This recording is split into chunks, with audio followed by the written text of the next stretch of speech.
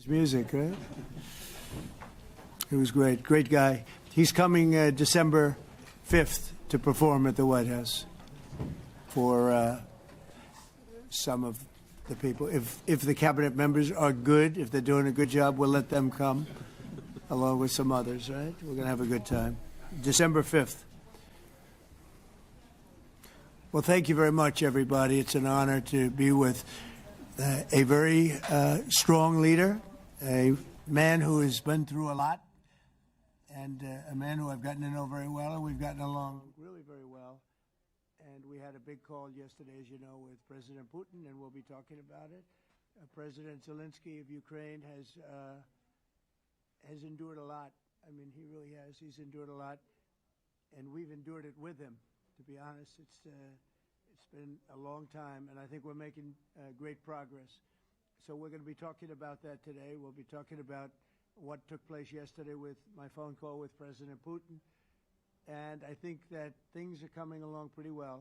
It began with Alaska, where I think certain guidelines were discussed, and we want to see if we can get this done. This was long ago into the Biden administration. I came here and we inherited this, and we'd like to see if we could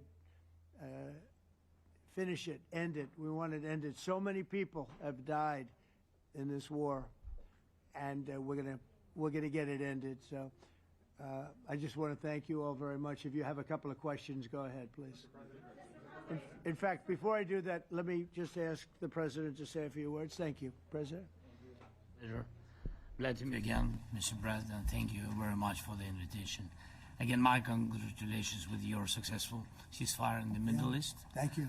Yeah, and you did it, and I think this is the momentum to finish Russia's war against Ukraine. I think that, yes, we understand that Putin is not ready.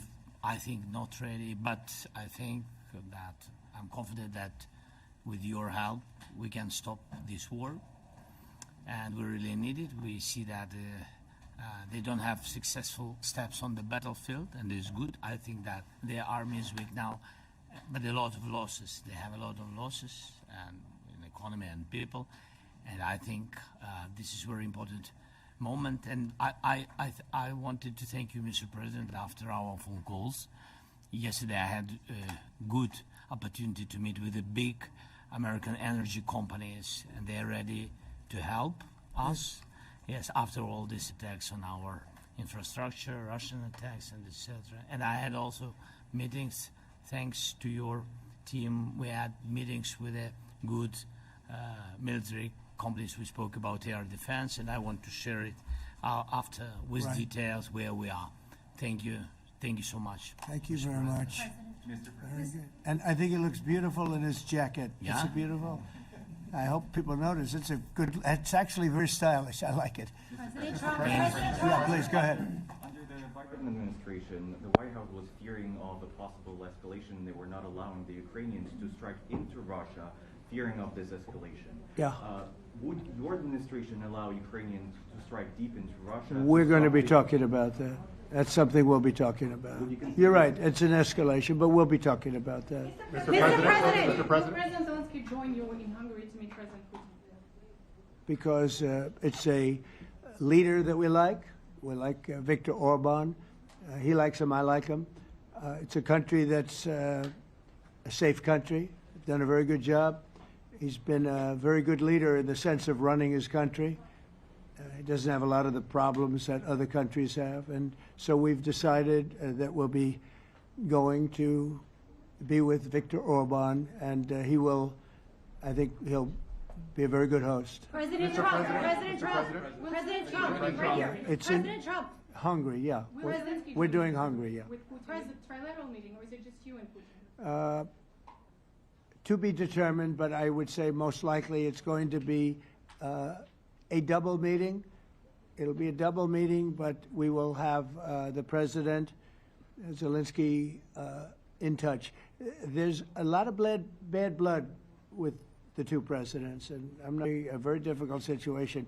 You know, we just settled the war, and after thousands of years, I guess, people say anywhere from 500 to 3,000 years, and I was in rooms, as you saw, because you were with me, a lot of you were with me last week, with leaders that didn't like each other, but they were able to get along.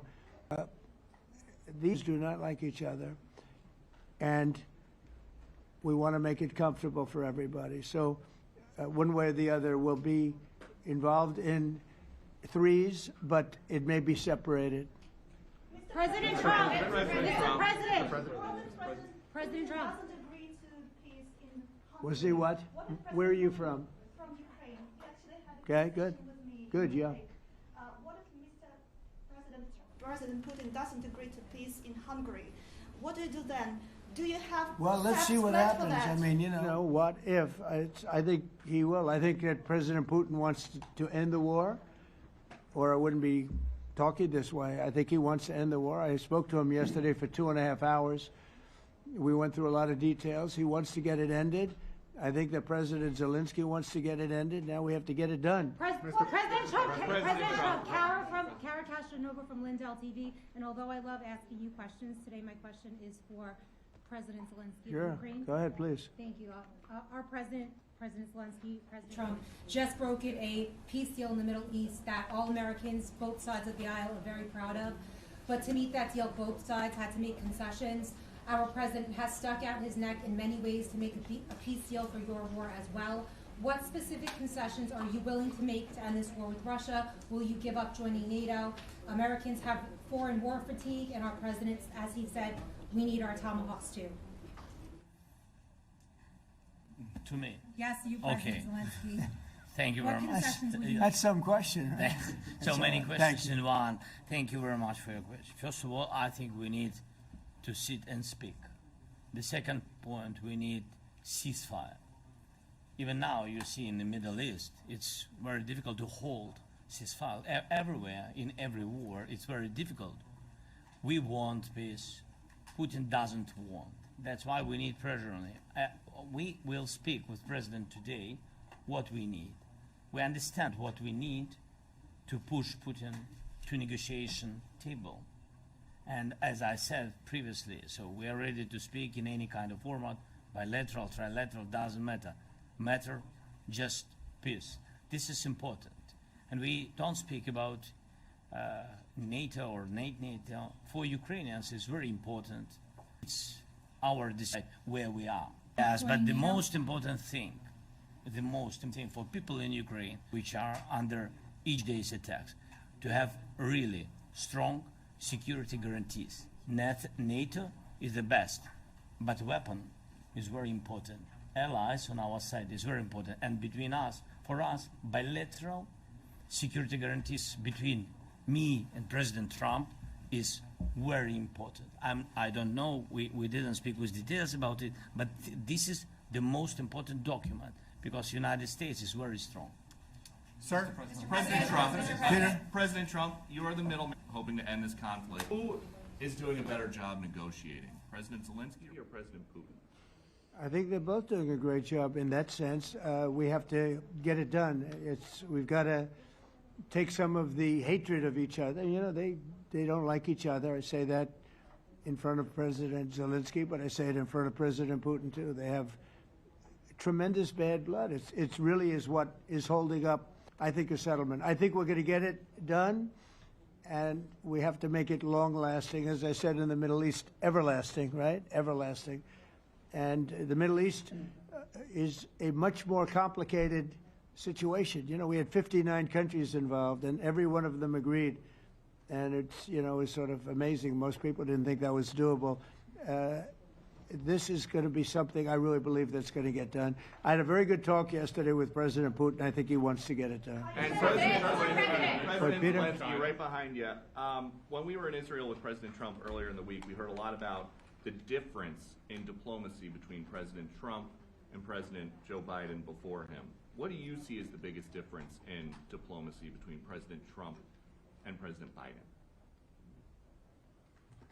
President Trump has a big chance now to finish this war.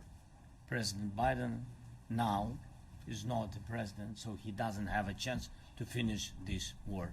And President Trump is really showed for the world that he can manage ceasefire in Middle East, and that's why I hope that he will do this, and we will also have such big success. For Ukraine, it's a big chance, and I hope that President Trump can manage it. I would say the biggest difference is one is extremely competent and the other one is grossly incompetent.